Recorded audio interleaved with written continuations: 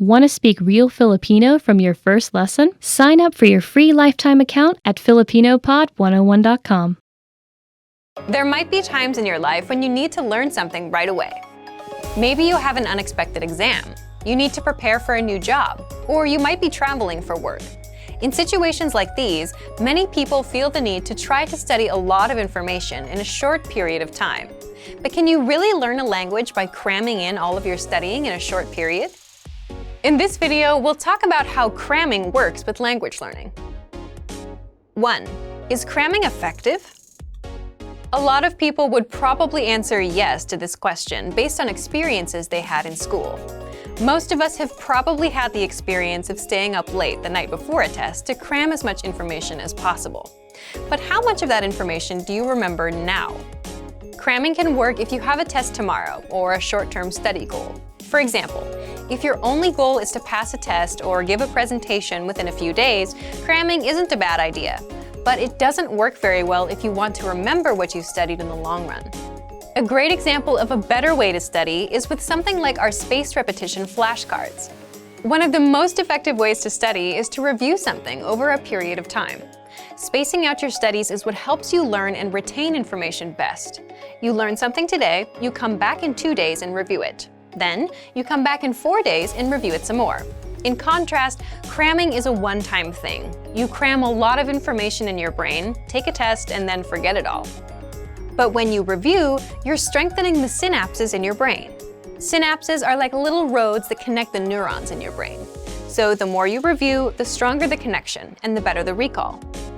But what if you need to learn fast? 2. An example of a cramming schedule. Let's say you're traveling for work, and you really need to learn some greetings and some basic survival phrases to make it through your trip. Time is probably not on your side. Your only option is to cram. Here's what a cram plan might look like in a case like this. Spend some time on survival lessons before going to bed. Increase the amount of time you spend with anyone you can talk to in your target language, another student or maybe an online teacher. Increase the amount of time you spend on any online language classes you're taking. Another problem related to cramming is that your study time has to come from somewhere, and that tends to come from sleep, so that's not a good thing.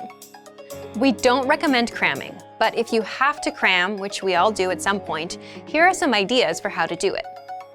3. Cramming learning program. Cramming might get you a lot of fast results in a short period of time, but with just a couple of one-time study sessions, it's a strategy that won't help you in the long run. If you find yourself in a situation where you absolutely have to cram, here's what you can do. First, pick the lessons that align with your goal. Focus on just what you need. If you're learning for travel, skip the other lessons and focus on our survival phrases series. If you want to learn basic conversations, look at the top 25 questions you need to know content. If you need special phrases for the bank or the post office, we have lessons for that too. And you can find lessons for all kinds of topics and scenarios in the lesson library. Second, prioritize lessons at your level more than the challenging lessons. If you're working within a limited time frame, you'll get more value for your time by doing lessons that are at your level. You can spend more time on the harder lessons later if you find you have the time. We have a vocabulary slideshow tool and a flashcard tool that you can use for quick study sessions. Both of these features quiz you on vocab and help you learn fast. Focus on mastering a few must-know lessons. It's better to know all of the dialogue from 5 lessons inside out than to run through 60 lessons and not remember anything. You can also take advantage of our lesson notes.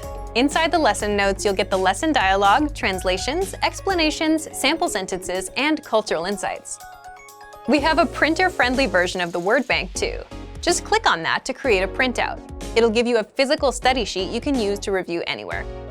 You can also print out PDF conversation cheat sheets and infographics. These teach you the must-know words and phrases for all kinds of topics: travel, basic conversations, talking about hobbies, airport vocab, and much more.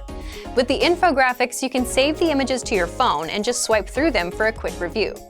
And finally, when you're ready, do a quiz session. Even if you're low on time, a bit of review can help. After you're done with a lesson, stop and ask yourself, what was the main grammar point of the lesson? Try and explain that rule to yourself in your head, or say it out loud. Remember, we don't recommend cramming as the best method for learning a language. The key to building skills is repetition. But if you need a quick study session to learn a few key points in your target language, we have the tools to help you. When you're ready to come back and review what you've crammed, we can help you with that too. Get some support for your quick language study sessions and check out our complete language learning program. Sign up for your free lifetime account by clicking on the link in the description. Get tons of resources to have you speaking in your target language.